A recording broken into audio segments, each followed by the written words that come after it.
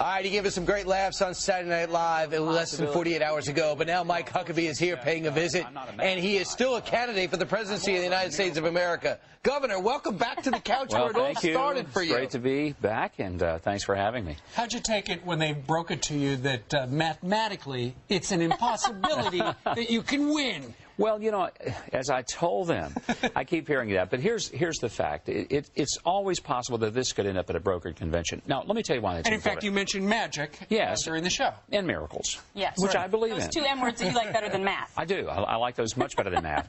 But the fact is, there are still a lot of issues to be talked about. One of the things that I would hate to see the Republicans do is to not even discuss issues that matter to us. The issue of life, the issue of immigration, the issue of changing our tax system. And if we just have this coronation, those topics are off the table. Millions of Republicans haven't even voted yet. They haven't voted in Texas, Ohio, Pennsylvania, Rhode Island, where I'll be later today. And I think it's important that people have a chance to say, these are issues important. We ought to have these in the platform. And, you know, anything can happen. I know people say it's all over. It's not over until the convention says it is. When that story came in the New York Times, it looked explosive. Is that the type of thing you were saying? That if something was to happen to Senator McCain's campaign, catastrophic like that, if, for example, that was a real story and it actually had facts, that you're there? What do you really think about it, Brian? Well, and you're right. I mean, that story obviously doesn't seem to be having legs, but that's the thing about a campaign. On any given day, anything can happen. And as I've told people, the pathway to winning is extremely complicated, and it's going to be a little dicey, to be sure, for me. But the pathway to losing, I can tell you that one real simple. Quit. Quit.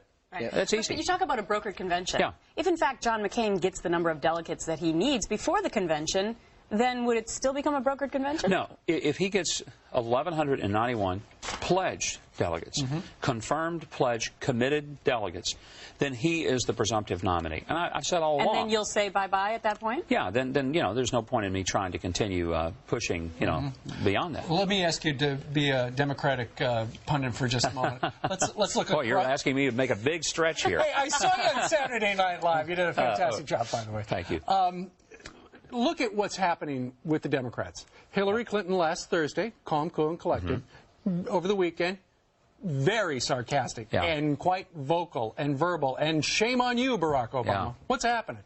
I think this thing has gotten away from her. I mean, and I don't think anyone could have predicted 3-4 months ago that Barack Obama would be just moving ahead with a full head of steam. Unbelievable. But it seems to be that the momentum is almost unstoppable for him. You probably have an extra sense of when someone's going away from their strategist and going on instinct and when they're following a script. When you saw Senator Hillary Clinton angry Saturday and sarcastic Sunday, and you know her personally because of your days in Arkansas, what were you thinking? I think she's attempting to try whatever might work to get the momentum back. I mean, what I saw was, okay, being pleasant and nice and, hey, we're all going to get together, we'll sing Kumbaya, toast marshmallows, and hold hands after the debate. That didn't seem to work. Yeah.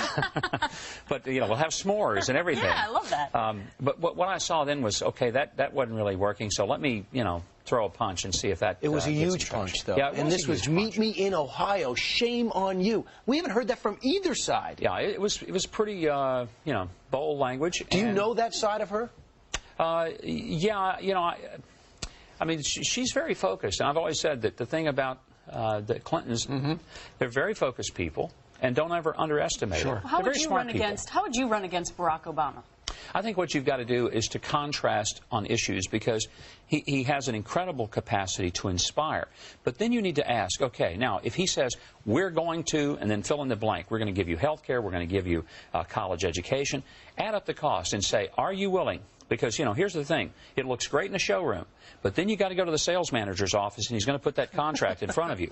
And then look at the payments and tell me, are you willing to make this payment every month? And where's that money coming from? And where is that money coming from? And what is it going to do to the long-term future of the economy? $9 trillion in debt right now. How much debt are we willing to go into in this country? Governor, I know you're heading down to Texas and a whole bunch of places because you got a lot of babies to kiss and hands to shake and stuff like that. You think you can win Texas? I think we can win Texas. Texas is a very conservative state. Look, the conservatives in our party are still saying We really want to make sure that our party does not abandon its platform on the life issue and on strong border security and on changing the tax code, getting rid of the IRS, making a completely different shift in how we engage in the tax policy. Because the current policy is to penalize people for working and penalize their productivity. And you think you could work with John McCain on the same ticket? You guys are buddies, right? I like John McCain. He's a good and decent man. You bet. You've said that all along. Okay, now your segment's over, Governor. Yes. But I have a feeling you're going to stick around, because that's what you do. I promise. How would you like to be Don Pardo right now, Governor, and read right here what's coming up next? What would you do with $270 million? We'll ask these guys, the newest mega millionaires who won playing their grandkids' birth dates. Wow. Great job, Gov. They could contribute.